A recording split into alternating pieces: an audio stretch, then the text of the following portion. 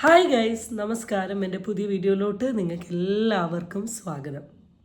ഞാൻ ഒരുപാട് കൺഫ്യൂഷൻസിനൊടുവിൽ എടുക്കുന്ന ഒരു വീഡിയോ ആണിത്. ആദ്യം തന്നെ എടുക്കണോ, എടുക്കണ്ടേ, എടുക്കാതിരുന്നാലോ, എടുത്താൽ നെഗ് വരുമോ, ഇനി എടുത്തില്ലെങ്കിൽ റെഡിയാവുമോ എന്നൊക്കെ കരുതി. എൻ്റെ ഏറ്റവും വലിയ ആഗ്രഹം, എൻ്റെ ഏറ്റവും വലിയ ഇപ്പം ഞാൻ പ്രതീക്ഷിക്കുന്ന ഒരു സാധനമാണ്, ഇതായിരിക്കണം ഈ വിഷയത്തിലെ എൻ്റെ ലാസ്റ്റ് വീഡിയോ എന്ന് പ്രതീക്ഷിച്ചുകൊണ്ടാണ് ഞാൻ ഈ ഒരു വീഡിയോ എടുക്കുന്നത്. അപ്പോൾ ഇപ്പോൾ കഴിഞ്ഞ കുറച്ച് ദിവസങ്ങളായിട്ട് ഞാൻ യൂട്യൂബിൽ ലൈവ് സ്ട്രീമിംഗ് ചെയ്യലുണ്ട്. വെറുതെ ഇരുന്ന് ബോറടിക്കുന്നത് കൊണ്ട് വരുന്നൊരു പരിപാടിയാണിത്. കാരണം പ്രത്യേകിച്ച് ഒന്നും രാത്രി ചെയ്യാനില്ല. ലൈക്ക് വീഡിയോ എടുത്ത് വീഡിയോ എഡിറ്റ് ചെയ്ത് അപ്ലോഡ് ചെയ്താൽ പിന്നെ കംപ്ലീറ്റ്ലി ഫ്രീ ആണ്. അങ്ങനെ ഫോണിലൊന്നും ചെയ്യാനില്ലാത്തതുകൊണ്ട് വെറുതെ ലൈവ് സ്ട്രീമിംഗ് ചെയ്ത് ആൾക്കാരോട് രണ്ട് സംസാരിച്ചൊക്കെ ഇരുന്നാൽ ഒരു രസമല്ലേ എന്ന് കരുതിയാണ് വരുന്നത്. അപ്പം അങ്ങനെ ഇന്നലെ ഓർ മെഞ്ഞാന്ന് ഞാൻ ലൈവ് സ്ട്രീമിംഗ് വന്ന സമയത്ത് എൻ്റെ ഒരുപാട് കമൻസുകൾ വരലുണ്ട്. ഞാൻ ചെയ്ത ടോപ്പിക്കിനെ കുറിച്ചിട്ടൊക്കെയുള്ള അഭിപ്രായങ്ങൾ, അങ്ങനെ കുറേ കമൻറ്റ്. അതിൽ ഇന്നലെ എന്നോട് ചോദിച്ചൊരു ചോദ്യമാണ്, നമ്മുടെ രേണു സുധി ഇപ്പോൾ റീസെൻ്റ്ലി സോഷ്യൽ മീഡിയയിൽ ഒരുപാട് കോൺട്രവേഴ്സീസ് ഉണ്ടാക്കുന്നുണ്ട്. അത് പോസ്റ്റ് രൂപേണ അല്ലെങ്കിൽ വീഡിയോ രൂപേണ ഒക്കെ ഉണ്ടാക്കുന്നുണ്ട്. ചേച്ചിക്ക് ആ വിഷയത്തെക്കുറിച്ചിട്ടുള്ള അഭിപ്രായം എന്താണ് എന്ന് എനിക്കിങ്ങനെ ലൈവിൽ നിന്നുള്ളൊരു ക്വസ്റ്റ്യൻ വന്നു. ഞാൻ ലൈവിൽ തന്നെ ആ ക്വസ്റ്റ്യനുള്ള മറുപടി കൊടുക്കുകയും ചെയ്യും. അപ്പോൾ ഞാൻ കരുതി അതൊക്കെ പറഞ്ഞ് ഞാൻ റിപ്ലൈ വിട്ട് കഴിഞ്ഞ് ഞാൻ ഇന്നത്തെ ദിവസം വീഡിയോ എന്തെങ്കിലും എടുക്കണ്ടേ എന്ന് കരുതി വർക്കൊക്കെ കഴിഞ്ഞ് വന്ന് ഞാനിങ്ങനെ കോണ്ടൻസ് നോക്കുന്ന സമയത്താണ് എല്ലാവരും ഒരു വിഷയത്തെ ഹൈലൈറ്റ് ചെയ്തുകൊണ്ട് വീഡിയോസ് ഇട്ടു. ഞാൻ ഡെഫിനറ്റ്ലി ഒരു 2-3 വീഡിയോസ് എടുത്ത് നോക്കി, റെഫർ ചെയ്തു, കണ്ടു. അപ്പോഴാണ് അതിൽ ചില ഭാഗങ്ങൾ എനിക്കെടുത്ത് സംസാരിക്കണം തോന്നി. അപ്പോഴാണ് എൻ്റെ മനസ്സിൽ ഇന്നലെ എന്നെ ആൾ ചോദിച്ച ചോദ്യത്തിലുള്ളൊരു മറുപടി. അപ്പം ആദ്യം തന്നെ എനിക്ക് എൻ്റെ വീഡിയോ കാണുന്ന നിങ്ങളോടൊക്കെ ചോദിക്കാനുള്ളത്, നിങ്ങൾക്ക് എല്ലാവർക്കും അറിയാം എന്താണ് സോഷ്യൽ മീഡിയയിൽ സംഭവിച്ചത്. കൊല്ലം സുധി എന്ന് പറയുന്ന നമ്മളെല്ലാവരും ഇഷ്ടപ്പെട്ട ആരാധിച്ച ഒരു നടനുണ്ടായിരുന്നു. ഒരു ആക്സിഡൻറ്റിൽ അദ്ദേഹത്തിൻ്റെ ജീവൻ നഷ്ടപ്പെടുന്നു. പിന്നെ കുറേ കരഞ്ഞ ഫ്രെയിം, ഒന്നുമില്ലാത്ത ഫ്രെയിം, 2 മക്കൾ, ഈ ഫ്രെയിംസൊക്കെ നമ്മുടെ മുമ്പിലോട്ട് വരുന്നു. പിന്നെ അവർക്ക് സഹായങ്ങൾ ആയി വരുന്നു. സഹായം പിന്നെ ഒരു പുച്ഛത്തിലോട്ട് പോകുന്നു. അതിൽ നിന്നൊരാൾ വളർന്നു വരുന്നു. വളർച്ച ഇൻ്റർവ്യൂസായി, ഇനാഗ്രേഷൻസായി, പ്രമോഷൻസായി, പുറമെയുള്ള യാത്രകളായി, സബ്സ്ക്രിപ്ഷൻസായി, വീഡിയോസായി, വീഡിയോ ലീക്ഡായി, കേസസായി, ഇങ്ങനെ കുറേ സാധനങ്ങൾ, ഫൈറ്റ്സായി, സോഷ്യൽ മീഡിയ സ്റ്റണ്ടായി, ഇങ്ങനെ കുറേ കാര്യങ്ങൾ. പെട്ടെന്ന് അതുമായി ബന്ധപ്പെട്ട് സോഷ്യൽ മീഡിയയിൽ തന്നെ വീഡിയോസ് വരുന്നു, റിയാക്ട് ചെയ്യുന്നു. ഒരുപാട് റിയാക്ഷൻ വീഡിയോക്കാർ, ഒരുപാട് ഷോർട്സ് ഇടുന്ന ആൾക്കാർ, ഈവൻ സാധാരണ ഒരു സെലിബ്രിറ്റി ഫെയിമിലുള്ള ഈവൻ ബിഗ് ബോസ് കണ്ടസ്റ്റൻസോ അല്ലെങ്കിൽ ഒരാൾ പുറത്തിറങ്ങിയാൽ തന്നെ അവരുടെ അടുത്ത് ചോദിക്കുന്ന ഒരു ചോദ്യമായിട്ട് ഈ വ്യക്തിയുടെ ജീവിതം മാറി. അങ്ങനെ മാറിക്കൊണ്ട് പോകുന്ന സമയത്താണ് പെട്ടെന്നൊരു അസുഖം വരുന്നതും അസുഖത്തിൻ്റെ ഭാഗമായിട്ട് എല്ലാവരും എന്ത് ചെയ്യുന്നത്, ഈ പർട്ടിക്കുലർ വ്യക്തി ഈ ട്രീറ്റ്മെൻറ്റൊക്കെ എന്ത് ചെയ്യേണ്ട ഒരു അസുഖം ട്രീറ്റ്മെൻറ്റൊക്കെ വരുന്നു. പെട്ടെന്ന് എല്ലാത്തിൻ്റെ ഒരു അവസാനം വരുന്നു. എല്ലാവരും ഈ ടോപ്പിക്ക് വിടുന്നു, മറക്കുന്നു. അയാളുടെ അവസ്ഥ നന്നാവട്ടെ, അയാളെ ബെറ്റർ ആവട്ടെ എന്ന് പറഞ്ഞ് പോകുന്നു. ഇതെല്ലാം കഴിഞ്ഞിട്ടും ആ ഒരു സൈഡിൽ നിന്ന് ഡേ ബൈ ഡേ കോൺട്രവേഴ്സികൾ, പബ്ലിസിറ്റികൾ ഇങ്ങനെ സോഷ്യൽ മീഡിയയിൽ ഉണ്ടായിക്കൊണ്ടിരിക്കുന്നു. ഇതാണല്ലോ നടക്കുന്നത്. ഞാൻ ചോദിക്കുന്നു, എന്താണ് നിങ്ങൾ ഓരോരുത്തരും, എൻ്റെ വീഡിയോ കാണുന്ന എല്ലാവരോടും ഞാൻ ചോദിക്കുകയാണ്, എന്താണ് ഈ വിഷയത്തിൽ നിങ്ങളുടെ അഭിപ്രായം? നിങ്ങളെല്ലാവരും ജസ്റ്റ് ഒന്ന് കമൻറ്റിൽ കൂടെ രേഖപ്പെടുത്തുക. നിങ്ങൾ സപ്പോർട്ട് ചെയ്യുന്നില്ല, സപ്പോർട്ട് ചെയ്യുന്നില്ല. ഞാൻ ഒരിക്കലും സോഷ്യൽ മീഡിയ എന്ന് പറയുന്ന ഒരു പ്ലാറ്റ്ഫോം നിർത്തണം എന്നൊന്നല്ല പറയുന്നത്. ഓഫ് കോഴ്സ് ആളുടെ ഹെൽത്ത് കണ്ടീഷൻ ഓക്കെ ആക്കാൻ വേണ്ടി ആൾക്കിപ്പോൾ കറൻ്റ്ലി ചെയ്യാൻ പറ്റുന്ന ഒരു കാര്യം എന്താണെന്ന് ചോദിച്ചിട്ടുണ്ടെങ്കിൽ അത് സോഷ്യൽ മീഡിയ മാത്രമാണ്. ഇനിയും യൂട്യൂബിൽ വീഡിയോസ് ഇടണം, 10, 15, 16, 20, 30, 40, 50 വീഡിയോസ് ഇട്ടോട്ടെ. സ്റ്റോറീസ് ഇടണം, റീൽസ് ഇടണം, പറ്റുന്ന പ്രൊമോഷൻസ്, കൊളാബറേഷൻസ് ചെയ്യണം. സബ്സ്ക്രിപ്ഷനെ പറ്റി ഞാൻ പറയുന്നില്ല, ഇന്നും എനിക്ക് അതിനോട് താല്പര്യമില്ല. ഇതൊക്കെ ചെയ്യണം. പക്ഷേ ഈ കോൺട്രവേഴ്സികൾ, വിഷയങ്ങൾ, പ്രശ്നങ്ങൾ, ഇതിൻ്റെയൊക്കെ ആവശ്യം ശരിക്കും സോഷ്യൽ മീഡിയയിലുണ്ടോ? Just comment. അപ്പോൾ എൻ്റെ വീഡിയോയിലോട്ട് നിങ്ങൾക്ക് എല്ലാവർക്കും സ്വാഗതം. ചാനൽ ഇഷ്ടപ്പെട്ടാൽ സബ്സ്ക്രൈബ് ചെയ്യാനും വീഡിയോ ഇഷ്ടപ്പെട്ടാൽ ലൈക്ക് ചെയ്യാനും നിങ്ങളാരും മറക്കരുത്. So let's get in to the okay. അപ്പോൾ ഇപ്പോൾ സോഷ്യൽ മീഡിയയിൽ കോൺട്രവേഴ്സി ആയിക്കൊണ്ട് നിൽക്കുന്നത് ഒരു പോസ്റ്റാണ്. ഞാൻ ആ പോസ്റ്റിൻ്റെ 2 പോസ്റ്റും ഈ വീഡിയോൻ്റെ ഈ സൈഡിലും കൊടുക്കാം. ഞാൻ ആ 2 പോസ്റ്റും സൂം ചെയ്ത് നോക്കി. ഇതിൽ ഈ സൈഡ് കാണുന്ന ഈ പോസ്റ്റ് എന്ന് പറയുന്നത് ഓഫ് കോഴ്സ് നമ്മളുടെ രേണു സുധി ആളുടെ അക്കൗണ്ടിൽ അപ്ലോഡ് ചെയ്തിട്ടുള്ളൊരു പോസ്റ്റാണ്. ചേച്ചി വന്നു, എന്നെ കണ്ടു, സീമ ചേച്ചി എനിക്ക് എന്ത് ഹാപ്പി ആയെന്നറിയോ, ചേച്ചി ഹെൽപ്പ് ചെയ്തു കേട്ടോ, എനിക്കത് മെഡിസിനൊക്കെ വാങ്ങാൻ പറ്റി, താങ്ക് യു ചേച്ചി, മറ്റൊരുപാട് പേർ എന്നെ സ്നേഹിക്കുന്നവരും കൂട്ടത്തിൽ എന്നെ ഹെൽപ്പ് ചെയ്യുന്നുണ്ട് കേട്ടോ എന്ന് പറഞ്ഞിട്ടുള്ളൊരു പോസ്റ്റ്. ഇതിൻ്റെ സൈഡിൽ ഓഫ് കോഴ്സ് സീമ നായരുടെ യൂട്യൂബിൽ ഇൻസ്റ്റഗ്രാമിൽ ആളും ഒരു പോസ്റ്റ് ഇട്ടിട്ടുണ്ട്. അതിൻ്റെ താഴെ അതിൻ്റെതായ രീതിയിലുള്ള ഒരു ക്യാപ്ഷൻസ് ഉണ്ട്. ഈ പോസ്റ്റ് എടുത്തുകൊണ്ട് സോഷ്യൽ മീഡിയയിൽ കുറേ പേര് റിയാക്ട് ചെയ്തു എന്നാണ് എനിക്ക് തോന്നുന്നത്. ഞാൻ എന്തായാലും ഇപ്പോഴാണ് ഈ പോസ്റ്റൊക്കെ കാണുന്നത്. ഞാൻ ബേസിക്കലി ആളെ ഫോളോ ചെയ്യലില്ല, ആളുടെ അക്കൗണ്ട് കാര്യങ്ങളൊന്നും സ്റ്റോക്ക് ചെയ്യലില്ല. പണ്ട് വീഡിയോ ചെയ്യുന്ന സമയങ്ങളിൽ ഞാൻ സ്റ്റോക്ക് ചെയ്തിരുന്നു. ഇപ്പം ഞാൻ ആ കോണ്ടൻറ്റ് ചെയ്യുന്നില്ല എന്ന് തീരുമാനിച്ചത് കൊണ്ട് തന്നെ ഞാൻ വിട്ടു. ആൻഡ് ഞാനിവിടെ ആളുടെ ഫേസ് ഹൈഡ് ചെയ്തിട്ടാണ് കേട്ടോ രണ്ടിലും കാണിക്കുന്നത്. കാരണം ഞാൻ ആളുടെ കോണ്ടൻറ്റ് ഇനി ആളുടെ ഫേസ് എക്സ്പോസ് ചെയ്തുകൊണ്ട് വീഡിയോ ചെയ്യാൻ ആഗ്രഹിക്കാത്തൊരു വ്യക്തി ആയതുകൊണ്ട്. ഓക്കെ, അപ്പോൾ നിങ്ങൾ കണ്ടിട്ടുണ്ടാവുമല്ലോ, ഇതാണ് സാമഗ്രി.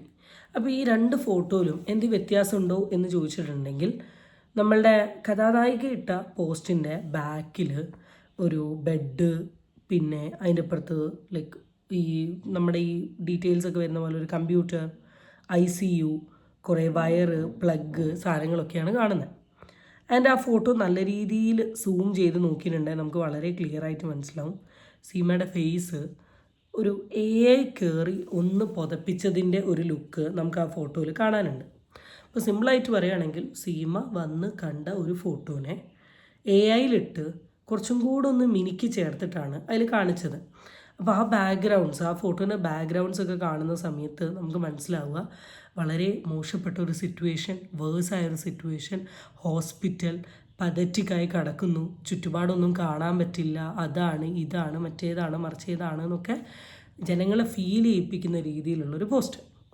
അപ്പം ഇത് കണ്ടിട്ടാണ് കുറേ പേര് ICUവിൻ്റെ ഉള്ളിൽ കയറിയോ, ICUവിൻ്റെ ഉള്ളിൽ കയറി ഫോട്ടോ എടുത്തോ, ICUവിൻ്റെ ഉള്ളിൽ ഞാൻ ആദ്യം തന്നെ ICU എന്ന് പറയുന്ന ഒരു സാധനം ഞാൻ കയറിയിട്ടുള്ളതാണ്. എനിക്ക് ICUവിനെ പറ്റി നല്ല ധാരണയുണ്ട്. എൻ്റെ അച്ഛൻ്റെ അമ്മ ഹോസ്പിറ്റലിൽ കിടന്ന സമയത്ത് ആദ്യത്തെ 7 ദിവസം ICUവിൽ തന്നെയായിരുന്നു. അതിൽ ഞങ്ങൾ കയറി കണ്ടതുകൊണ്ട് ഞങ്ങൾക്ക് നല്ല നോളജ് ഉണ്ട്. ICU എന്ന് വെച്ചാൽ ഒരുപാട് പേഷ്യൻസ് കിടക്കുന്ന ഒരു സിറ്റുവേഷനാണ്. സിവിയർ ക്രിട്ടിക്കൽ സിറ്റുവേഷനിലുള്ള ആൾക്കാരാണ്. നമ്മൾ കയറുന്ന സമയത്ത് നമ്മളുടെ കയ്യിൽ നിന്ന് ഇൻഫെക്ഷൻ അവർക്ക് സ്പ്രെഡ് ആവാനുള്ള നല്ല ചാൻസ് ഉള്ളൊരു സ്ഥലമാണ്. അവിടെ കയറി കെട്ടിപ്പിടിക്കലും സെൽഫി എടുക്കലൊക്കെ എത്രത്തോളം പോസിബിളാണ് എന്നുള്ള കാര്യം എനിക്കറിയില്ല. എൻ്റെ അറിവിൽ ഞാൻ അങ്ങനത്തെ ഒരു ICU കണ്ടിട്ടില്ല. ഇങ്ങനത്തെ ഈ സ്ഥലത്ത് പോയിട്ട് ഇങ്ങനെയുള്ള ഈ പരിപാടികൾ ഞാൻ കണ്ടിട്ടില്ല. എൻ്റെ അച്ഛമ്മ കടന്ന സമയത്ത് ഉണ്ടായിരുന്ന ഒരു കാര്യം എന്താണെന്ന് വെച്ചാൽ രാവിലെ ഒരു 20 മിനിറ്റും വൈകുന്നേരം ഒരു 20 മിനിറ്റും നമ്മൾ കയറ്റുമായിരുന്നു. ഒരു ദിവസം 2 ആൾക്കേ കാണാൻ പറ്റില്ലായിരുന്നു. അപ്പോൾ അങ്ങനെ ഒരു ദിവസത്തെ ഷിഫ്റ്റിലായിരുന്നു ഞാൻ കയറിയത്. എനിക്കിപ്പോഴും ഓർമ്മയുണ്ട്, ഞാൻ റൂമിലിരുന്ന് കുറേ അച്ഛമ്മയെന്ന് വിളിച്ചു, കുറേ കൈ പിടിച്ചു. ഞാൻ എന്തൊക്കെയോ അച്ഛമ്മ എണീക്കാൻ ബോധം വെക്കാൻ വേണ്ടി പലതും ചെയ്തെങ്കിലും ആൾ നോർമലായിരുന്നില്ല. ബാക്കി കുറേ ബോഡീസ് ഉണ്ടായിരുന്നു. അതുപോലെ തന്നെ ഞാൻ കണ്ട് നേരെ പുറത്തോട്ട് ഇറങ്ങുക ചെയ്തത്. ഇപ്പോൾ ഒരു ICUവിൽ കിടക്കുന്ന ഒരു പേഷ്യൻറ്റിനെ ഉള്ളിൽ കയറി കണ്ടു. ഞാൻ എപ്പോഴും ഞാൻ ഈ വീഡിയോയിൽ റീസെൻ്റ്ലി ആളുടെ വീഡിയോസ് കാര്യങ്ങൾ എടുക്കുമ്പോൾ ഞാൻ അതിൽ കാണുന്നത് ഞാൻ രോഗിയാണ്, ഇന്ന് എനിക്ക് എന്തേലും പറ്റും, നാളെ എനിക്ക് എന്തേലും പറ്റും, മറ്റന്നാൾ എനിക്ക് എന്തേലും പറ്റും, ഞാനൊരു രോഗിയാണ്. ഈ ഒരു സാധനം ഫസ്റ്റ് തൊട്ടിട്ട് ടിൽ ദി എൻഡ് വരെ ഇങ്ങനെ ആൾ പോർട്രേറ്റ് ചെയ്യുന്നുണ്ട്. ഞാൻ എന്തിനാണിത്? നമുക്കറിയാം രോഗിയാണെന്ന്, നമുക്കറിയാം മാരകമായ രോഗത്തു കൂടെ കടന്നു പോകുന്ന വ്യക്തിയാണെന്ന്. എന്തിനു വേണ്ടിയിട്ടാണ് നിങ്ങൾ ഈ ഒരു ടാഗ് ലൈൻ എപ്പോഴും യൂസ് ചെയ്യുന്നത്? ഇപ്പോൾ ഈ പോസ്റ്റ് കണ്ടപ്പോൾ എനിക്കതാ തോന്നിയത്. ഞാനൊരു അത്യാസന്ന നിലയിലാണ്, എൻ്റെ അവസ്ഥ വളരെ ക്രിട്ടിക്കലാണ്. അതാണിത്, ഒരു കൈൻഡ് ഓഫ് സിമ്പതി പിടിക്കാൻ വേണ്ടി ചെയ്യുന്ന പോലെ. ഇപ്പോൾ പല വീഡിയോകളിലും ആൾ തന്നെ വളരെ ക്ലിയർ ആയിട്ട് പറഞ്ഞിട്ടുണ്ട്, എനിക്കൊരാളുടെ കയ്യിൽ നിന്ന് സിമ്പതി പിടിക്കേണ്ട ആവശ്യമില്ല, ഞാൻ എങ്ങനെയാണോ ഞാൻ അങ്ങനെ തന്നെ പോകും, എനിക്കതിൻ്റെ ആവശ്യമില്ല എന്നൊക്കെ പറഞ്ഞ് ഞാൻ പല വീഡിയോയിലും കണ്ടിട്ടുണ്ട്. പക്ഷേ ഇതെന്തുവാ? എന്തിനിങ്ങനെ ജനറേറ്റ് ചെയ്യുന്നത്? നിങ്ങളുടെ കൈ കണ്ടാലും നിങ്ങൾ എന്തൊക്കെ ഉണ്ടാക്കിയാലും ഇത് നിങ്ങൾ ഒരിക്കലും ഫേക്കായി ചെയ്യില്ല. നിങ്ങൾ ട്രീറ്റ്മെൻറ്റ് എടുക്കുന്നുണ്ട്, നിങ്ങളുടെ കണ്ടീഷൻ, കീമോതെറാപ്പി, അതിൻ്റെ സൈഡ് എഫക്റ്റ് കാര്യങ്ങളൊക്കെ നമുക്ക് അറിയടാ. ഞാൻ അന്നും ഇന്നും വളരെ ക്ലിയർ ആയിട്ട് എൻ്റെ സ്റ്റാൻഡ് ഞാൻ ഈ വിഷയത്തിൽ പറഞ്ഞത് എന്താണെന്ന് വെച്ചാൽ, നിങ്ങൾ നല്ല നല്ല കോണ്ടൻറ്റുകളിട്ട് നിങ്ങളുടെ അവസ്ഥകളോ സിറ്റുവേഷനോ അങ്ങനത്തെ നല്ല കോൺട്രവേഴ്സി പരമായിട്ടുള്ള സാധനങ്ങൾ ഇടാണ്ട് പോവും. നമുക്ക് ഫിസിക്കലി വരുന്ന ഒരു ഹെൽത്ത് കൺസേൺ മാറണമെങ്കിൽ വളരെ ബേസിക്കായിട്ട് നമുക്ക് വേണ്ട ഒരു കാര്യം എന്താണെന്ന് നിങ്ങൾ ചോദിച്ചാൽ മാനസികമായിട്ടുള്ള ഒരു റിലീഫ് നമുക്ക് വേണം. അവിടെ ഈ കരച്ചിൽ, പരാതി, പരിഭവം, തെറ്റൽ, പിണക്കം, വാശി, ദേഷ്യം ഒരിക്കലും നിങ്ങളുടെ അസുഖം ക്യൂർ ചെയ്യാൻ നിങ്ങളെ സഹായിക്കില്ല. ഡോക്ടർ പറഞ്ഞു ദെൻ സ്റ്റേജ്, ഡോക്ടർ പറഞ്ഞു ദെൻ സ്റ്റേജ്, ഡോക്ടർ പറഞ്ഞു. ഞാൻ ഇന്നൊരു വീഡിയോ കണ്ടു, ഞാനിതിൽ വെക്കാൻ ആഗ്രഹിക്കുന്നില്ല, മേ ബി എൻ്റെ വീഡിയോ കാണുന്നത് നിങ്ങളെല്ലാവരും കണ്ടിട്ടുണ്ടാവും. ആ വീഡിയോയിലും വളരെ ക്ലിയർ ആയിട്ട് ഇവർ പറയുന്നത് എനിക്കിങ്ങനെ പോയാൽ ഋതുൽ ഇവന് അതിന് ഇതിന്. ഇത് കാണുന്ന ഋതുലിൻ്റെ അവസ്ഥ എന്തായിരിക്കും? നിങ്ങൾ എപ്പോഴേലും ചിന്തിച്ചിട്ടുണ്ടോ? സിവിയറിറ്റി ഉണ്ട്. നിങ്ങൾ പറഞ്ഞ് വലിയൊരു ബോംബാക്കാണ്ടിരിക്കാൻ ശ്രമിക്കൂ. Use social media for good thing. Controversy stop ചെയ്യും. ഹെൽത്ത് നോക്ക്, ഹെൽത്ത് ഇമ്പ്രൂവ് ആവുക, കം ഔട്ട് ചെയ്തിൽ നിന്ന്. Then you started doing all this kind of thing. ഇപ്പോൾ you need mentally peace, happy, സമാധാനം. അറ്റ്ലീസ്റ്റ് അവർക്ക് മനസ്സിലായി, അല്ലെങ്കിൽ അവരെ സപ്പോർട്ട് ചെയ്തുകൊണ്ട് ഇപ്പോൾ കൂടെ നിൽക്കുന്ന ഒരുപാട് വ്യക്തികളുടെ അച്ഛൻ, അമ്മ, അല്ലെ ഫാമിലി മെമ്പേഴ്സ്, സിസ്റ്റേഴ്സ്, അല്ലെ നമ്മുടെ ഫാദർ നോബൽ ഫിലിം, അല്ലെങ്കിൽ വീഡിയോ കാണുന്നവർ ഇഷ്ടപ്പെടുന്ന നിങ്ങളോടൊക്കെ എനിക്ക് അതാ പറയാനുള്ളത്. അതൊക്കെ നിങ്ങൾ അവരെ പറഞ്ഞ് മനസ്സിലാക്കുക. ഓക്കെ, ഇനി ആ വീഡിയോ നാൾ കൊടുത്ത ഒരു എക്സ്പ്ലനേഷൻ ജസ്റ്റ് ഒന്ന് നോക്കാം. നമസ്കാരം, രേണുസുതിയാണ്. ഞാനൊരു പ്രധാനപ്പെട്ട കാര്യം പറയാനാണ് വന്നത്. എൻ്റെ ഒരു ഫ്രണ്ട്, അതായത് അൻഷാദ് എന്ന് പറയുന്നവൻ ഒരു വീഡിയോ ഇട്ടിട്ടുണ്ടായിരുന്നു. ആ വീഡിയോയ്ക്കകത്ത് പറയുന്നത് ഞാൻ ഇപ്പോഴാണ് അറിഞ്ഞത്, അങ്ങനെ ഒരു സംഭവം നടന്നിട്ടില്ല. സീമാജി നായർ ചേച്ചി ഹോസ്പിറ്റലിൽ വന്നെന്നുള്ള സത്യമാണ്. എന്നെ കാണാൻ ICU കയറിയിട്ടില്ല, എന്നെ കണ്ടിട്ടില്ല. വീഡിയോ കോളിലാണ് എൻ്റെ ചേച്ചി കാണിച്ചു തന്നത് ചേച്ചീനെ. അതുപോലെ ആ ഒരു പിക്ക് AI പിക്കാന്ന് ബുദ്ധിയുള്ളവർക്കും അല്ലാത്തവർക്കും എല്ലാം മനസ്സിലാക്കുന്ന കാര്യമാണ് ഞാൻ ഇട്ടേക്കുന്ന AI പിക്ക്. അങ്ങനെ ഒരു പിക്ക് ചേച്ചി എന്നെ നേരിട്ട് കാണാത്തതുകൊണ്ട്, എടുക്കാൻ പറ്റാത്തതുകൊണ്ടും, ഫോട്ടോ എടുക്കാൻ പറ്റാത്തതുകൊണ്ടും, ICU കയറ്റാത്തത് കൊണ്ടും ആ ഒരു പിക്ക് AI വെച്ചിട്ട് ഞാൻ എൻ്റെ ഫ്രണ്ട്സിനെ കൊണ്ട് ചെയ്യിപ്പിച്ചതാണ്. ആ AI വെച്ചിട്ട്, അല്ലാതെ അത് എല്ലാവർക്കും കണ്ടാൽ അറിയാം AI ആണെന്ന്. അപ്പം പിന്നെ അവിടെ ആ ഹോസ്പിറ്റലിൽ വൈറ്റ് ആൻഡ് വൈറ്റ് ആണ് നമുക്ക് ICUവിൽ ഇടേണ്ട വേഷം. മെഡിക്കൽ കോളേജിൻ്റെ കാര്യം അറിയാമല്ലോ. ആരും ICUവിൽ കയറ്റത്തൊന്നുമില്ല.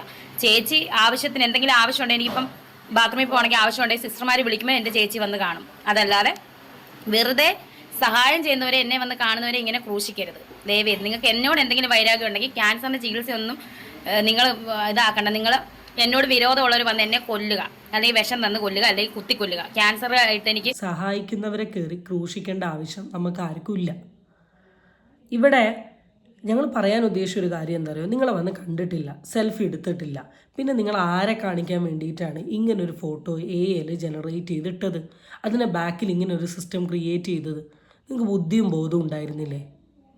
നിങ്ങൾക്ക് പകരം ടൈപ്പ് ചെയ്തിട്, സീമാ നായർ എന്നെ കാണാൻ വന്നു, അങ്ങനെയാണ് ഇങ്ങനെയാണ് എന്ന് പറഞ്ഞ് ഘോര ടൈപ്പ് ചെയ്തിട്. ഒരു സീനും ഇല്ല. ഇത് AI കൂടെ രണ്ടുപേരെയും ഒരുമിച്ച് വെച്ച് ജനറേറ്റ് ചെയ്തുകൊണ്ട് ഒരു ഫോട്ടോ ഉണ്ടാക്കി ആ ഫോട്ടോ സോഷ്യൽ മീഡിയയിൽ കൊണ്ടുപോയിട്ട് നിങ്ങളെ സപ്പോർട്ട് ചെയ്യുന്ന ആൾക്കാർ അതെടുത്ത് വെച്ച് റിയാക്ട് ചെയ്ത് സംസാരിച്ച് പിന്നെ നാലാൾ പറയുമ്പോഴേക്ക് സഹായിക്കാൻ വരുന്നവർ ഉപദ്രവിക്കുക. എങ്ങനെ ഉപദ്രവിക്കുന്ന? നമ്മൾ ആരെങ്കിലും വീഡിയോ ചെയ്തുകൊണ്ട് നിങ്ങളെ സഹായിക്കരുത് എന്ന് പറഞ്ഞോ, ക്യാഷ് കൊടുക്കരുത് എന്ന് പറഞ്ഞോ, മോശമായിട്ട് എന്തേലും പറഞ്ഞോ, അവസ്ഥേനെ പറ്റി എന്തേലും പറഞ്ഞോ? എൻ്റെ വീഡിയോ ആദ്യത്തെ ഒരു 12 മിനിറ്റ് കണ്ടാൽ മതി. എനിക്ക് വേണം ഇതൊക്കെ വെച്ച് ആദ്യം സംസാരിക്കാം. ഞാൻ സംസാരിച്ചിട്ടില്ല.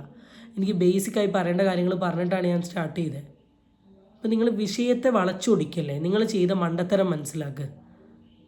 എന്നാൽ പൂന്തോട്ടത്തിൻ്റെ ബാക്കിൽ എങ്ങനെ നിർത്തിക്കൂടായിരുന്നു? വീടിൻ്റെ മുമ്പിൽ എങ്ങനെ നിർത്തിക്കൂടായിരുന്നു? എന്തിനാണ് ഈ ICU സെറ്റപ്പൊക്കെ കൊണ്ടുവന്ന് നിർത്തിയത്? നിങ്ങളുടെ ഫോട്ടോയും സീമാ നായരുടെ ഫോട്ടോയും ഇട്ടു, ഫേസിൽ മാസ്ക് ഉള്ള ഫോട്ടോ, ഹോസ്പിറ്റലിൻ്റെ ബാക്ക്ഗ്രൗണ്ട്. അങ്ങനെ കൊടുത്താൽ മാത്രമേ കിട്ടൂ. നമ്മളെല്ലാവരും AI ജെമിനിയും ഒക്കെ ഉപയോഗിക്കുന്നതാണ്. അങ്ങനത്തെ രീതിയിലുള്ള ക്യാപ്ഷൻ കൊണ്ടുവരണം. ഫ്രണ്ടാണ് ക്രിയേറ്റ് ചെയ്തതെന്ന് നിങ്ങൾ പറഞ്ഞിട്ടുണ്ടാവും ഫ്രണ്ടിനോട് ഇതൊക്കെ ടൈപ്പ് ചെയ്തിടാൻ. Do you think is this right? And why do you want to do?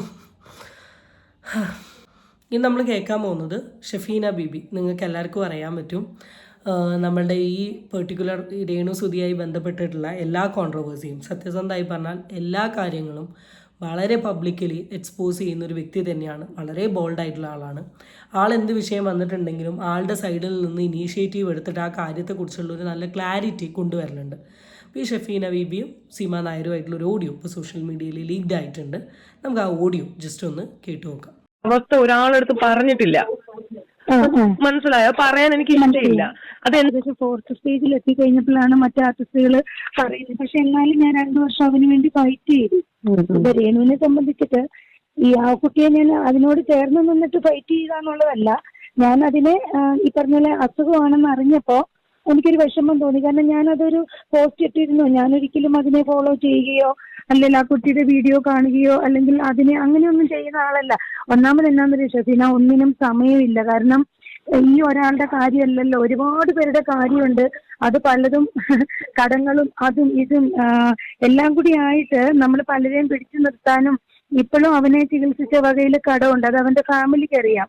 അപ്പൊ ഇതെല്ലാം കിടന്നാകെ വിഷമിക്കുമ്പം ക്യാൻസറാന്ന് അറിഞ്ഞത് കൊണ്ടാണ് ഞാൻ ഈ കുട്ടിക്ക് എന്നെ കൊണ്ട് പറ്റുന്ന ഒരു ഹെൽപ്പ് ചെയ്യാമല്ലോ എന്ന് കരുതി ഞാനതിന് ഹെൽപ്പ് ചെയ്തത്. പിന്നെ ഞാൻ ഒരിക്കലും ഷഫീനയ്ക്ക് അറിയാതിരിക്കാം, ഞാൻ കുറെ ഇങ്ങനെ ചെയ്യുന്നതുകൊണ്ട് നമുക്ക് എവിടെ കയറണം എവിടെ കയറണ്ട, എങ്ങനെ പോയി ഒരു പേഷ്യന്റിനെ നമുക്ക് കാണാം എന്നുള്ളതെല്ലാം എനിക്കറിയാം. ഞാൻ ഒരിക്കലും ഒരു മെഡിക്കൽ കോളേജിന്റെ ഞാൻ പറയട്ടെ മോളെടാ, അത് ഞാൻ പറയട്ടെ, അത് ആർക്കും എന്തും പറയാമല്ലോ. ഇപ്പൊ ഞാൻ ചോദിക്കട്ടെ, അല്ല ആരും എന്തും പറയാമെന്നുള്ള ടൈമല്ല, അവളുടെ കൂടെ നിൽക്കുന്നവർക്കാണ് അത് പറയുന്നത്. അതിന്റെ സീരിയസ്നെസ് മനസ്സിലാവുന്നുണ്ടോ? അറിയില്ല ഷഫി, നമുക്കിത് അറിയില്ലല്ലോ മോളെ, നമുക്കിതിനെ കുറിച്ച് അറിയില്ലല്ലോ. ഒന്നാമത് സത്യം പറഞ്ഞു കഴിഞ്ഞാൽ ഞാൻ സത്യമായിട്ട് പറയാണ്, ഞാൻ ഫോളോ ചെയ്യുന്ന ഒരാളല്ല. ഇപ്പൊ ഇവള് വിളിച്ച് പറഞ്ഞപ്പോഴത്തേക്കിനുമാണ് ഞാൻ അറിയുന്നത്. അപ്പം ഞാൻ പറഞ്ഞു, നീ ഒരു കാര്യം ചെയ്ത് ഷഫീനയോട് പറയൂ, ആ ഫോട്ടോ നോക്കിയാൽ അറിയാൻ പറ്റും. അത് ആർക്ക് വേണമെങ്കിലും എവിടെ പോയി സെർച്ച് ചെയ്താലും അത് കോട്ടയം മെഡിക്കൽ കോളേജിന്റെ ICU അല്ല, അതറിയാൻ പറ്റും. അപ്പം ഇനിയിപ്പം എങ്ങനെ ഒരു പരാതി എവിടെ പോയാലും അതാണെങ്കിലല്ലേ നമുക്കെതിരെ പരാതി വരുള്ളൂ. അല്ല, സീമയ്ക്ക് മനസ്സിലാവാത്ത ഒരു കാര്യം കൂടെ ഞാൻ വ്യക്തമാക്കി തരാം. ഇപ്പം സീമയെ പോലുള്ളവരെയൊക്കെ അവള് വിളിപ്പിക്കുന്നതും അവിടെ സീമ പോയി കാണുമ്പോൾ ഫോട്ടോ എടുത്ത് ഇതുപോലെ എഡിറ്റ് ചെയ്ത് ഇടുന്നതും ഒക്കെ തന്നെ മറ്റുള്ളവരെ തെറ്റിദ്ധരിപ്പിക്കാനാണ്. എല്ലാവരും ഇത് AI ആണോ എന്ന് അന്വേഷിക്കത്തില്ല. നമ്മൾ ഈ ഫീൽഡിലുള്ളതുകൊണ്ട് നമുക്കിത് മനസ്സിലാകും.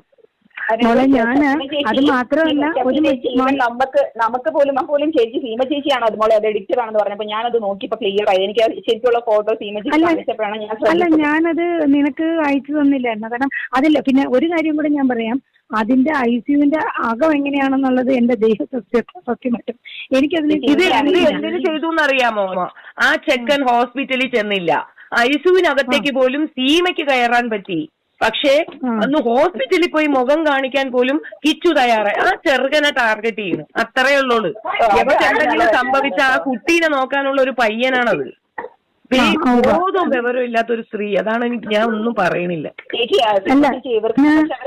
ഷഫീന, ഞാൻ ശരിക്കും അങ്ങനെ വിചാരിച്ചിട്ടുള്ളത്. ഇപ്പൊ ഞാൻ ഒരുപാട് പേരുടെ പുറകെ സത്യം പറഞ്ഞു കഴിഞ്ഞാൽ അത് ഒരു ദിവസം ഷഫീന എന്റെ കൂടെ അല്ല മോളെ, നിങ്ങൾ ചെയ്യുന്നത് ഒരു ഗ്രേറ്റ് തിങ് ആണ്. എനിക്ക് നിങ്ങളുടെ ആ ഒരു സ്റ്റേറ്റ്മെന്റ് ഇഷ്ടപ്പെടാത്തതുകൊണ്ടാണ് ഞാനത് തുറന്നങ്ങ് പറയണത്. എനിക്കങ്ങനെ മറച്ചു വെക്കാൻ അറിയത്തില്ല. പക്ഷെ അതുകൊണ്ട് നിങ്ങളെ സ്നേഹിക്കുന്നവർ പോലും തെറ്റിദ്ധരിക്കപ്പെടും എന്നുള്ളത് കൊണ്ട് പറഞ്ഞതാണ്. നമ്മൾ പെണ്ണുങ്ങളല്ലേ. ഇപ്പം സീമയ്ക്ക് സാമ്പത്തിക ബുദ്ധിമുട്ടുണ്ടായിരുന്ന സീമ പറഞ്ഞ് ഞാൻ റെഡി വാ കിടക്കാമെന്ന് പറയുന്നില്ലല്ലോ. അവിടെ സീമയുടെ ക്യാരക്ടർ ഉണ്ടല്ലോ. അപ്പൊ ആ ക്യാരക്ടറിനെ നമ്മൾ സപ്പോർട്ട് ചെയ്യുമ്പോ നമ്മൾ ബാക്കിയുള്ള പെണ്ണുങ്ങൾക്ക് കൊടുക്കുന്ന മെസ്സേജ് റോങ് ആണെന്നേ ഞാൻ പറഞ്ഞുള്ളൂ. മനസ്സിലായോ? അത്രേ ഉള്ളൂ. അല്ലാണ്ട് എനിക്ക് ആ സ്ത്രീയുടെ അടുത്ത് യാതൊരു പേഴ്സണൽ ഗ്രഡ്ജും ഞാൻ അവരെ കണ്ടിട്ടില്ല. അവരെന്റെ അമ്മയെ പറഞ്ഞതോ എന്നെ പറഞ്ഞോ എനിക്കതൊന്നും. ഇപ്പൊ വയ്യായ്മ വന്നപ്പം ആ സ്ത്രീക്ക് വയ്യായ്മ ഉള്ളവരുടെ പെയിൻ എന്താന്ന് മനസ്സിലായി. ഞാൻ നേരത്തെ പറഞ്ഞതുപോലെ ഒരു അവസ്ഥ എനിക്കുണ്ട്. നമ്മൾ ഈ ബക്കറ്റൊക്കെ ഇതിനകത്ത് വെച്ചിരിക്കണം ഇവരൊക്കെ കളിയാക്കും. മുള്ളി എന്നൊക്കെ പറഞ്ഞ് ഇവര് കളിയാക്കും. അത് നമ്മുടെ ഒരു അവസ്ഥയാണ്. അതൊക്കെ ഓവർകം ചെയ്ത് നമ്മൾ മറ്റുള്ളവർക്ക് വേണ്ടി കാണിക്കാൻ പോലും അങ്ങനെ ഒരു കാര്യം പറയാത്ത ആളാണ്.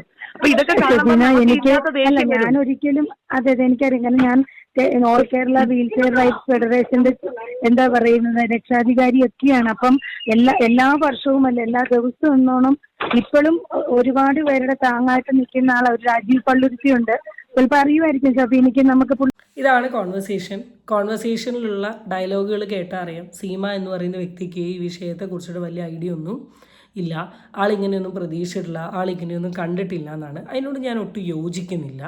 കാരണം എന്താണെന്ന് വെച്ചാൽ ഈ സീമ എന്ന് പറയുന്ന വ്യക്തി ഇൻസ്റ്റഗ്രാമിൽ ഈ ഒരു പോസ്റ്റ് ഇട്ട സമയത്ത് ആ പോസ്റ്റിൻ്റെ താഴെ ഇട്ടിട്ടുള്ള ക്യാപ്ഷൻ ഒന്ന് പോയി വായിച്ച് നോക്കിയിട്ടുണ്ടെങ്കിൽ നിങ്ങൾക്ക് വളരെ ക്ലിയർ ആയിട്ട് മനസ്സിലാവും. എന്തൊക്കെയോ അറിഞ്ഞുകൊണ്ട് സംസാരിച്ചതാണ്, അല്ലെങ്കിൽ അവിടെ ചെന്ന സമയത്ത് മേ ബി അവരുടെ ഫാമിലി മെമ്പേഴ്സ് പറഞ്ഞതിൻ്റെ ബേസിസിലാണ്. ആൻഡ് സീമയ്ക്ക് ഇവിടെ ഒരു കമ്മിറ്റ്മെൻറ്റ് ഉണ്ടാവണമായിരുന്നു. സീമ ഇട്ട ഫോട്ടോയിൽ ഓഫ്കോഴ്സ് സീമ ഈ AI ഫോട്ടോയിൽ പകുതി കട്ട് ചെയ്തിട്ടാണ് ഇട്ടത്. സഹായിച്ചു അതാക്കി എന്നുള്ളൊരു സാധനത്തിന് വേണ്ടിയിട്ടായിരിക്കാം, ഇനി ആണെങ്കിലും അല്ലെങ്കിലും. അപ്പോഴും അവിടെ ശ്രദ്ധിക്കണമായിരുന്നു. ഒരു AI ജനറേറ്റ് ചെയ്യേണ്ട ആവശ്യമൊന്നും ഉണ്ടായിരുന്നില്ല. രേണുവിൻ്റെ ഓഫ്കോഴ്സ് ഏതെങ്കിലും ഒരു സിംഗിൾ ഫോട്ടോ എടുത്തിട്ട് അതിൽ വെച്ചിട്ട് ഞാൻ ഇന്നിങ്ങനെ പോയിരുന്നു കണ്ടിരുന്നു എന്ന് കണ്ടൊരു പോസ്റ്റ് ഇട്ടാൽ തീരാവുന്ന വിഷയമേ ഉള്ളൂ. അപ്പോൾ എന്തായാലും കുറച്ച് കാലം പല ആക്ടിവിറ്റി കാര്യങ്ങൾ ചെയ്ത് ഇങ്ങനെ സൈലൻ്റായി ഇരുന്ന സീമ ചേച്ചിയും ഈ വിഷയത്തിൽ അങ്ങ് നാറിയിരിക്കുകയാണ്. ആൻഡ് ഇതിൻ്റെ ഇടയിൽ കിച്ചുവിന് വേണ്ടിയിട്ടാണ് കാണിച്ചത്, അല്ലെങ്കിൽ കിച്ചുവിനെ ആക്കാൻ വേണ്ടിയിട്ടാണ് ഈ തരത്തിൽ കാണിച്ചേ എന്നുള്ള സാധനം എനിക്കറിയില്ല. ചിലപ്പോൾ അങ്ങനെ ഒരു ആംഗിൾ ഉണ്ടാവാം. കാരണം അല്ലാണ്ട് ഒരിക്കലും എനിക്ക് ഈ പിക്ചർ ക്രിയേറ്റ് ചെയ്ത് ബാക്ക്ഗ്രൗണ്ടിൽ ഈ സാധനങ്ങൾ ഇട്ടത് ജനങ്ങളെ ഒന്ന് ഇതാക്കാൻ, സിമ്പതി പിടിക്കാൻ എന്നൊക്കെ വേണ്ടിയിട്ടാണ്. എന്നെ ഒരുപാട് പേര് സഹായിച്ചു. ഇതൊക്കെയാണ് എനിക്ക് തോന്നുന്നത്. എനിക്ക് കിച്ചുവിന് അഗെയിൻസ്റ്റ് ആണോ എന്നറിയില്ല. എന്തായാലും പാളിപ്പോയി. ഇനി അടുത്തത് ഒരു ഓഡിയോ ആണ് എനിക്ക് നിങ്ങൾക്ക് കേൾപ്പിച്ച് തരാനുള്ളത്. നമ്മുടെ ഫാദർ ബിഷപ്പ് നോബിൾ തന്നെ ഒരു വെൽ ബിഷപ്പ് പോലെയുള്ള ഒരു ലേഡി വിളിച്ചിട്ട് ഇന്നലെ കിച്ചുവിൻ്റെ വിഷയവുമായി ബന്ധപ്പെട്ട് കുറച്ച് കാര്യങ്ങൾ സംസാരിക്കുന്നുണ്ട്. ഭയങ്കര കോമഡിയാണ്. അച്ഛൻ ഹൈപ്പ് പോകുന്നു, പിന്നെ അച്ഛൻ ഡൗൺ ആവുന്നു, വീണ്ടും ഹൈപ്പ് പോകുന്നു, ലാസ്റ്റ് അച്ഛൻ സൈലൻ്റ് ആവുന്നുണ്ട്. നമുക്ക് ആ ഓഡിയോ കൂടി കേട്ടിട്ട് ഈ വീഡിയോ അവസാനിപ്പിക്കാം. അച്ഛോ എനിക്ക് അച്ഛനോട് ഭയങ്കര ബഹുമാനമാണ്. ആരെ സംസാരിക്കുന്നത്? എനിക്ക് ആളിനെ മനസ്സിലായില്ലല്ലോ. ഞാൻ തൃശ്ശൂരിൽ നിന്നാണ് വിളിക്കുന്നേ. എന്റെ പേര് പ്രിയ എന്നാണ്. അച്ഛോ ഞാനൊരു കാര്യം ചോദിച്ചോട്ടെ? ആരാ? എനിക്ക് ആളിനെ മനസ്സിലാവുന്നില്ലല്ലോ. ഞാൻ അച്ഛന്റെ നമ്പർ കിട്ടിയിട്ട് അച്ഛനെ വിളിച്ചതാ. എനിക്ക് മനസ്സിലായില്ല. എവിടുന്ന വിളിക്കുന്നത്? എന്താ വിളിക്കുന്ന കാര്യം? തൃശ്ശൂരിൽ നിന്നാണ് ഞാൻ വിളിക്കുന്നേ. അപ്പൊ അച്ഛൻ എന്നെ അറിയത്തില്ല. ഞാൻ അച്ഛനെ വിളിച്ചെന്നേ ഉള്ളൂ. എന്തായിരുന്നു മാറ്റർ? അച്ഛോ അച്ഛനൊക്കെ ഞങ്ങൾ ബഹുമാനിക്കുന്ന ആൾക്കാരായിരുന്നു.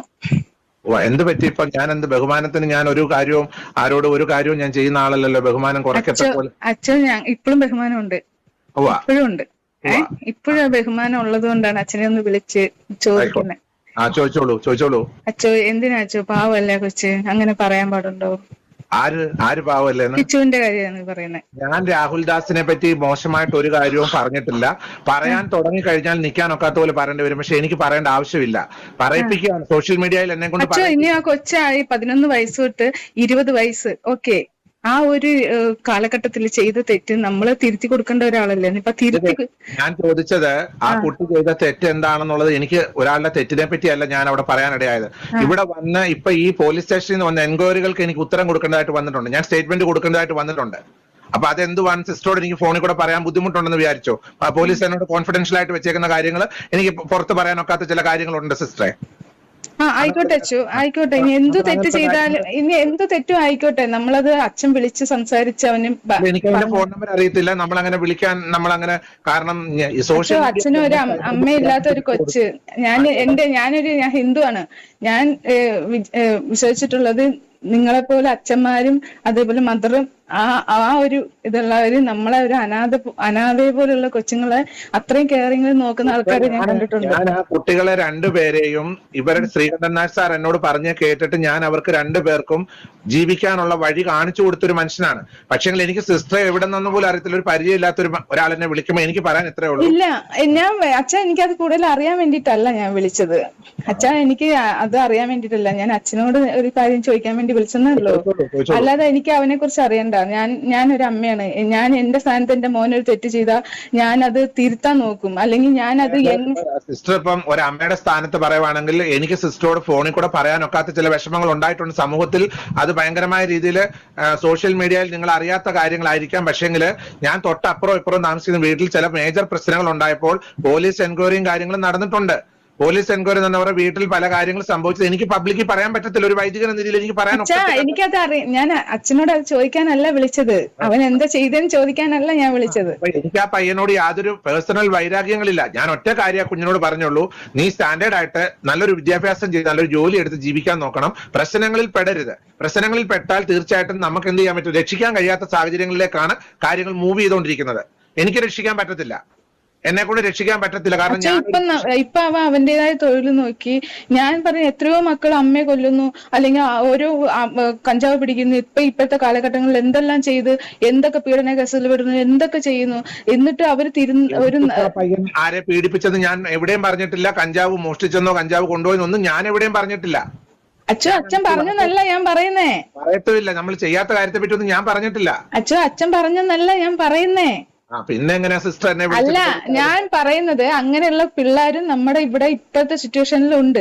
എന്നിട്ട് അവര് ജോലി പോലും ചെയ്യാണ്ട് വീട്ടുകാരുടെ ചെലവുമേ നടക്കുന്ന പിള്ളേരും ഉണ്ട്. എന്നിട്ട് അവന്റേതായ കാര്യം നോക്കി അവനൊരു ഒന്നുമില്ലെങ്കിൽ ഒരു അമ്മയും അച്ഛനും ഇല്ലാത്തൊരു കൊച്ചല്ലേ. അപ്പൊ അച്ഛൻ ആ ഒരു വിളിച്ച് ദയവ് ആ കുട്ടീനോടുണ്ടല്ലോ, ആ ഒരു ദയവ് ആ കുട്ടീനോടുണ്ടല്ലോ. പക്ഷേങ്കില് അമ്മയും അച്ഛനും ഇല്ലാത്തൊരു കുട്ടി ഇപ്പം അവന്റെ വളർത്തമ്മയുടെ ഭാഗത്തു നിന്ന് ഒരു തെറ്റ് വന്നിട്ടുണ്ടെന്നാണ് അവൻ പറയുന്നത് അല്ലേ? തെറ്റ് വന്നിട്ടുണ്ട്. ആ തെറ്റിനെ അവൻ പബ്ലിക്കിന് മുമ്പിൽ കൊണ്ടുവന്ന് അവർ ക്യാൻസറിന് മെഡിസിൻ അച്ഛ ഇത്രയും പറഞ്ഞ സ്ഥിതിക്ക് ഞാൻ പറയാം, അച്ഛോ അത് വൈറലാണ്. അത് അവനല്ല കൊണ്ടുവന്നത്, വേറെ യൂട്യൂബറാണ് അത് അതിന്റെ അകത്തുനിന്ന് എടുത്തിട്ട് അത് പുറത്തു കൊണ്ടുവന്നിട്ടത്. അത് കണ്ട കൊച്ചിന് വിഷമായി. അത് എങ്ങനെ അവരുടെ മുഖത്ത് നോക്കും എന്ന് വിചാരിച്ചാണ് ആ കൊച്ചു പോവാതിരുന്നത്. ആ കാര്യങ്ങളെ പറ്റി അവരുടെ ഫാമിലി ഇഷ്യൂ ആകുമ്പോൾ അവരാണ് അത് പുറത്ത് പറയുന്നത്. നോബിൾ ഫിലിപ്പ് എന്ന് പറഞ്ഞ ബിഷപ്പ് അല്ല അതിനെപ്പറ്റി പറയേണ്ടത്. അവന് വിഷമമായ കാര്യങ്ങളിലും കൂടുതൽ വിഷമമായ കാര്യങ്ങൾ ഇവിടെ നാട്ടിൽ പല കാര്യങ്ങൾ ഉണ്ടായിട്ടുണ്ട്. അപ്പൊ ഇവര് രണ്ടു കൂട്ടരും അങ്ങോട്ടും ഇങ്ങോട്ടും ഇത് പല കാര്യങ്ങളും ഫാമിലി ഇഷ്യൂ. ഇവ ഒരു അച്ഛൻ ചിലപ്പോ കണ്ടിട്ടുണ്ട്. അച്ഛനെ ഞാൻ കുറ്റം പറഞ്ഞ അച്ഛനെ ഒരിക്കലും കുറ്റം പറയാൻ പറ്റില്ല. അച്ഛൻ അറിയാണ്ടാണ് സംസാരിക്കുന്നത്. ഇപ്പൊ എനിക്ക് മനസ്സിലായി. ഇവ ഒരിക്കലും ഒരു കാര്യത്തിന് അവരെ കുറ്റം പറയാനോ ഒരു കാര്യത്തിന് വന്ന് അവനെ എന്തെല്ലാം പറഞ്ഞിട്ട് പോലും ലാസ്റ്റ് വരെ അവ ഒന്നും പറയാണ്ട് ലാസ്റ്റ് ഒരു ചെറുക്കന്റെ വീഡിയോ എടുത്ത് എത്രയോ ആൾക്കാർ ചെയ്തിട്ട് പോലും അവൻ പ്രതികരിച്ചില്ല. ആ ഒരു ചെറുക്കൻ ചെയ്തത് പ്രതികരിക്കാൻ ഒക്കാത്ത സാഹചര്യങ്ങൾ ഉണ്ടാകുമെന്ന് സിസ്റ്റർ മനസ്സിലാക്കേണ്ടതായിട്ടുണ്ട്. സിസ്റ്റർ ഒരു എന്തുവാ ഇപ്പൊ ലാസ്റ്റ് അച്ഛൻ പറഞ്ഞു വരുന്നത് എന്തോ രേണുവിനെ കയറി പിടിച്ചു എന്നാണോ പറയാൻ? ഞാൻ പറഞ്ഞിട്ടില്ല. ഞാൻ പറയാത്ത കാര്യം എഴുതാപ്പുറം വായിക്കണ്ട. എഴുതാപ്പുറം വായിക്കുക വേണ്ട. അച്ഛോ ഞാൻ പറയട്ടെ, ഇപ്പൊ ആ പെണ്ണുമ്പളെ ചെയ്തോണ്ടിരിക്കുന്ന കാര്യത്തില് അവരുടെ മോൻ കയറി പിടിച്ചില്ലെങ്കിലേ ഇനി ഒരു അത്ഭുതം ഉള്ളൂ. എനിക്കറിയത്തില്ല സിസ്റ്റർ, ഞാൻ കാണാത്ത കാര്യം എങ്ങനെ ഞാൻ പറയും? പിന്നെ എന്താണ് അവൻ ചെയ്തത്? പിന്നെ അവൻ എന്താണ് ഇത്രയും വലിയ തെറ്റ് ചെയ്തതെന്ന് അറിയുന്നില്ല. വീട്ടിൽ രേണുസുധിയുടെ വീട്ടിലോട്ട് ഫോൺ വിളിച്ച് ചോദിച്ചു. ഞാൻ അറിഞ്ഞ കാര്യങ്ങൾ പബ്ലിക്കിന്റെ മുമ്പിൽ എനിക്ക് പറയാം. അച്ഛനെ പോലെ ഒരാള് വന്നിട്ട് അച്ഛൻ ഇപ്പൊ ഞാനൊരു തെറ്റ് ചെയ്തു അല്ലെങ്കിൽ മറ്റുള്ള ഒരാൾ തെറ്റ് ചെയ്താൽ അച്ഛന്റെ മുന്നിൽ ഞങ്ങൾ രണ്ടാളും ഒരുപോലെയാ. അച്ഛൻ വന്ന് ഞങ്ങളെ ഉപദേശിക്കണം. ഇങ്ങനെ മക്കളെ ഇത് ചെയ്യരുത്. കുട്ടീന്റെ ഭാഗത്ത് വന്ന തെറ്റുകള് ഞാൻ എന്റെ മനസ്സിൽ 2 വർഷം കൊണ്ട് അറിഞ്ഞിട്ട് പോലും ഞാനത് മനസ്സിൽ വെച്ചപ്പം സോഷ്യൽ മീഡിയയിൽ ഇവൻ നിമിത്തം എന്നെ വലിച്ചു കയറാൻ അവന്റെ യൂട്യൂബേഴ്സ്, അവനെ സപ്പോർട്ട് ചെയ്യുന്ന യൂട്യൂബേഴ്സ് അവന് വേണ്ടിയിട്ട് സംസാരിച്ചിട്ട് എന്നെ വലിച്ചു കയറാൻ എറിഞ്ഞു കൊടുക്കുമ്പോൾ ഞാൻ ഇതിനെ സപ്പോർട്ട് ചെയ്ത് പറഞ്ഞുകൊണ്ട് അച്ഛനെ അവനൊന്നും വലിച്ചു കയറായിട്ട് ആരാണ് ഇതൊക്കെ നുണ പറഞ്ഞിരുന്നത്? ആര് അച്ഛൻ വന്നതിന് ശേഷം കാണുന്നില്ലേ? രേണുസുധിയുടെ മകൻ രാഹുൽ ദാസ് വിശുദ്ധനാണെന്നും ഞാൻ അവനെ ടാർഗറ്റ് ചെയ്തെന്തോ കോർണർ ചെയ്യുന്നെന്ന് പറഞ്ഞ് കഴിഞ്ഞ 3-4 ദിവസം കൊണ്ട് വീഡിയോസ് വന്നുകൊണ്ടിരിക്കുന്ന ആരും കാണുന്നില്ല. അപ്പൊ അല്ലേ അച്ഛന്റെ വീഡിയോ വന്നതിന് ശേഷം കൊണ്ട് അച്ഛനെ കുറിച്ച് സംസാരിച്ചു. അതുവരെ അച്ഛനെ കുറിച്ച് ആരും സംസാരിച്ചിട്ടില്ല.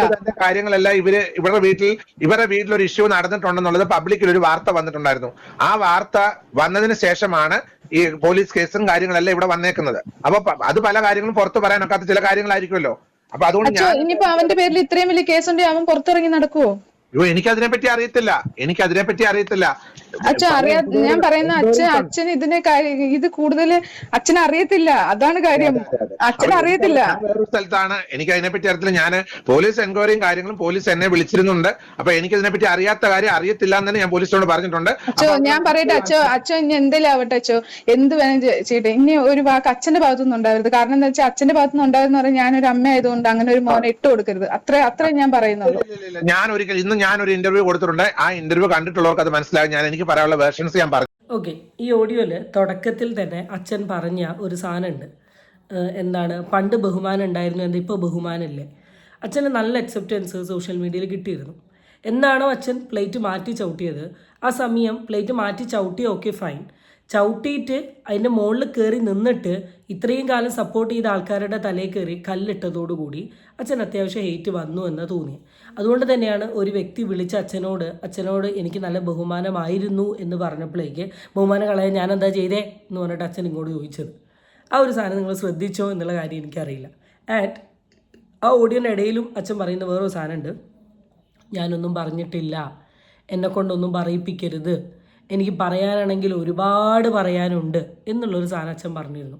നിങ്ങൾ എത്ര പേര് കേട്ടു എന്നെനിക്കറിയില്ല. കേൾക്കാത്ത വ്യക്തികൾ ഒന്ന് കേട്ടു നോക്ക്. അപ്പം അച്ഛൻ എന്താ പറയാനുള്ളത് അച്ഛൻ പറ. എൻ്റെ ഈ ഓഡിയോൻ്റെ ലാസ്റ്റിലോട്ട് ആ പെൺകുട്ടി ചോദിക്കുന്നുണ്ട്, കഞ്ചാവിൻ്റെ ആണോ അല്ല രേണുവിനോട് എന്തെങ്കിലും ചെയ്തതാണോ? അപ്പം അച്ഛൻ ഇതല്ല എന്തോ ഒരു കേസ്, അതിൻ്റെ ഇൻവെസ്റ്റിഗേഷന് വേണ്ടിയിട്ട് അച്ഛനെ വിളിക്കുന്നു.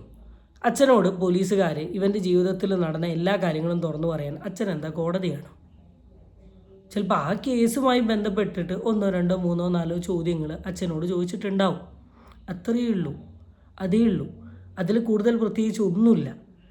പിന്നെ എന്തിനു വേണ്ടിയിട്ട് അച്ഛൻ എൻ്റെ കയ്യിൽ അതുണ്ട്, എൻ്റെ കയ്യിൽ ഇതുണ്ട്, ഞാൻ പറഞ്ഞാൽ കൂടി പോകും, ഞാൻ ഇനിയും പറ, അച്ഛൻ പറ, അച്ഛന് പറയാൻ പറ്റുന്നത് ഫുള്ള് പറ. അച്ഛൻ പറഞ്ഞു കഴിഞ്ഞതിന് ശേഷം നമുക്കൊരു തീരുമാനമാക്കാം. ആൻഡ് പോലീസുകാർ കോൺഫിഡൻഷ്യലാക്കി വെച്ചൊരു കാര്യം, ഈ പോലീസുകാർ കോൺഫിഡൻഷ്യലായി വെക്കുന്ന എല്ലാ കാര്യങ്ങളും ഒരു ഏരിയയിലെ പള്ളി കമ്മിറ്റിയിലുള്ള അച്ഛന്മാരോട് പറയലാണോ പോലീസുകാരുടെ ഉത്തരവാദിത്തം? എനിക്ക് അറിയാൻ പാടില്ലായിട്ട് ചോദിക്കുക. ഓക്കെ, നമ്മൾ എൻക്വയറി ചെയ്യും. ഇവിടെ ഇപ്പോൾ ഒരു ഇഷ്യൂ ഉണ്ടായാൽ ചിലപ്പോൾ തൊട്ടപ്പുറത്തിപ്പുറത്തെ വീട്ടിൽ ചെന്നിട്ട് എന്താണ് ഇവർ എന്ന് എൻക്വയറി ചെയ്യും. അല്ലാണ്ട് ആ കേസിൻ്റെ എല്ലാ പതിപ്പും അല്ലെങ്കിൽ ഈ വീട്ടിൽ നടന്ന കാര്യത്തിൻ്റെ എല്ലാ ഹിസ്റ്ററിയും നാട്ടുകാരുടെ അടുത്ത് മുഴുവൻ പോലീസുകാർ പറഞ്ഞു കൊടുക്കുമോ? എനിക്കറിയില്ല, ഞാൻ അങ്ങനത്തെ പോലീസുകാരെ കണ്ടിട്ടില്ല. മേ ബി അച്ഛൻ്റെ ഏരിയയിലുള്ള പോലീസുകാരന് ഈ ഒരു സ്വഭാവമായിരിക്കാം. അച്ഛന് വേണമെന്ന് വിചാരിച്ചിട്ടുണ്ടെങ്കിൽ കിച്ചുവിൻ്റെ നമ്പർ കിട്ടും, വേണമെന്ന് വിചാരിച്ചാൽ കിട്ടും. നമ്പർ ഒപ്പിക്കാം, വിളിക്കാം, സംസാരിക്കാം, സോൾവ് ചെയ്യാം. അപ്പോൾ നമ്പർ കിട്ടിയിട്ടില്ല. എനിക്കറിയില്ല. ഒരു ഫാദർ പെരുമാറുന്ന രീതിയല്ല ഇത്. ഒരു ഫാദറിൻ്റെ കയ്യിൽ നിന്ന് ഒരു വിഷയത്തിൽ ഉണ്ടാവേണ്ട റെസ്പോൺസ് അല്ല ഇത്. കാരണം ഒരുപാട് ഫാദർമാരെ കണ്ടിട്ടുണ്ട് ഇങ്ങനെ സോഷ്യൽ മീഡിയ ഒരു സ്പേസ് ആക്കി എടുത്തുകൊണ്ട് കോൺട്രവേഴ്സിയിൽ വന്ന് ഇൻ്റർവ്യൂ കൊടുക്കുന്ന ഫാദറെ ഞാൻ ഇന്നേ വരെ കണ്ടിട്ടില്ല. നിങ്ങൾ ആരും കണ്ടിട്ടുണ്ടെങ്കിൽ ഒന്ന് പിൻ ചെയ്യുക, കാണാനുള്ള കൊതിയുണ്ട്. എന്തായാലും ഈ കോൺവെർസേഷനിലുള്ള കുറേ ഭാഗങ്ങൾ ഭയങ്കര ഫണ്ണി ആയി തോന്നി. ഈ വിഷയവുമായി ബന്ധപ്പെട്ട എൻ്റെ അഭിപ്രായം ഞാൻ ഓൾറെഡി എൻ്റെ ഇന്നലത്തെ വീഡിയോയിൽ പറഞ്ഞിട്ടുണ്ട്. ഇന്ന് വെറുതെ പറഞ്ഞ കാര്യങ്ങൾ തന്നെ വീണ്ടും പറയുന്നില്ല. പക്ഷേ അതിൽ പറഞ്ഞ മെയിൻ 3 പോയിൻറ്റ്സ് എനിക്ക് സംസാരിക്കണമെന്ന് തോന്നിയതുകൊണ്ടാണ് സംസാരിച്ചത്. അപ്പം അച്ഛനോട് വീണ്ടും എനിക്ക് പറയാനുള്ളൊരു കാര്യം, ഓൾറെഡി ഒരുപാട് പ്രശ്നങ്ങൾ സ്വയം ഉണ്ടാക്കുന്നുണ്ട്. അതിനിടയിൽ അച്ഛൻ സൈഡിൽ നിന്ന് പുതിയൊരു പ്രശ്നം ഉണ്ടാക്കി കൊടുക്കണ്ട എന്നും കൂടിയേ പറയാനുള്ളൂ. അപ്പോൾ അടുത്ത വീഡിയോ വീണ്ടും കാണാം. Till then it's bye from Amiyan filter.